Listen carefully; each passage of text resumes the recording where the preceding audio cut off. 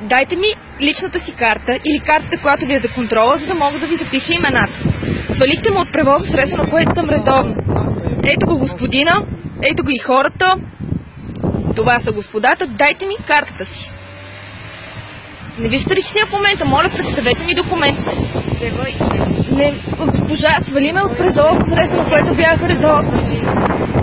Бях редовно, не съм научила това биле. Случва се и това. Документите, господине. Той да си предостави документи. Айде аз ви слушай, до сега му викате на главата. Що ми пише акта на сваля, когато съм редовна? Може ли да ме изслушате? Не, искам документите на този човек. Слушай, има 2 минути, ще ви обясна. Слушам ви. Нямаш право да нас снимаш. Вие нямате право да свалите редовен път. Значи... Редовен пътник съм. Слушай, на Мария Луиза 84 ще седиш срещу 20 лева да го анулираш акта имената. Слушай мене. Представете документите. Оставете го, момчето, аз ви говорим. Няма да плащам нищо, когато съм редовна. Добре. Аз съм редовна. Там ще дойдете, ще си пуснете жалба срещу мен и него. И да плащам. Няма да плащаш. Добре, значи искам ето тази карта да ми се предостави от господина.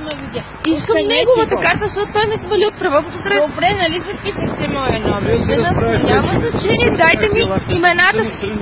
Дайте ми имената си. Наистина, това ще отиде в господарен ефира, дайте ми имената си. Свалихте ме току-що от превозно средство, на което бях редовен пътник. Дайте ми имената си, защо се криете? Вие представите ли си какво направихте тук-що? Предоставете ми документ. Ако обичате, ми дайте акта, който отказват ви дадете. Да, не искам да го подписвам първия път, но сега си го искам да го подпиша и да ви имам имената. Ще се свирим явно в съда, дайте ми картата си. Покажете ми картата си. Покажете ми картата си. Господина, на вас говоря. Ето. На какви езици? Говоря 7 езика. Кажете на какъв език искате да почвам да говорим. Give me your ID card, please. На английски. Господине, предоставете ми картата и акта. Ако обичате, дайте ми ги.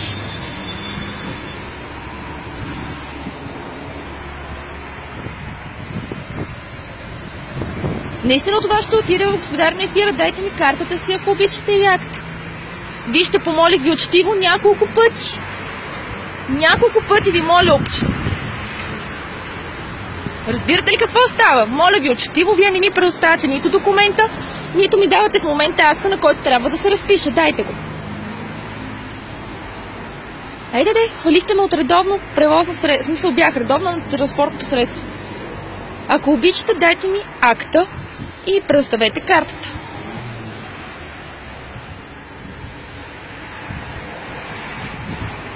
Господин Павлов или Петров, нещо подобно беше. Може ли картата с номера ви? Ще отговорите ли по някакъв начин? Ако обичате, няма да заплатя при положение, че аз съм редовна. Дайте ми, ако искате, прикрепете го към този акт. Дайте ми акта, покажете ми вашата карта.